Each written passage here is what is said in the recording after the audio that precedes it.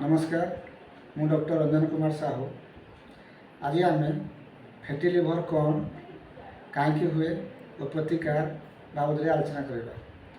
Fatty liver कहले fat रु fatty liver जड़े जो परिश्रम करनी खाली खाई बस ताहले ता देह में चर्बी अंश बढ़ी बढ़ी जीव।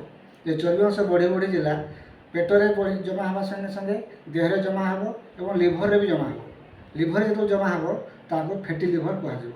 ताले फैटी लिवर जदि बढ़ी बढ़ी जीव ताहले लिभर नॉर्मल काम जहाँ देहरे तार सब संतुलन करवा मेटाबॉलिज्म करवा खाद्य परिपाक करवा जो तार काम अच्छी से कर ना। एवं ये फैटी लिवर आस्ते आस्ते बढ़ी बढ़ी हार्ड हो लिभर सेल बा हेपाटिक सेल डैमेज हो एवं बढ़ी बढ़ी लिभर सिरोसिस हो। लिभर सिरोसिस हेले पेट्रे पानी जम से समय रोगी को आउ भल करवा बहुत कठिन।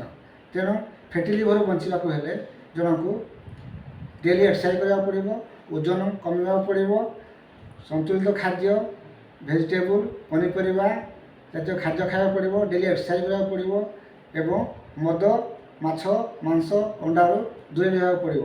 हेले शरीर में फैट जमा हो ना ता संगे संगे लिभर में फैट जमा हो ना एवं से लिभर फैटी लिभर जनित सिरोसिस जनित रोग मुक्ति हो। धन्यवाद।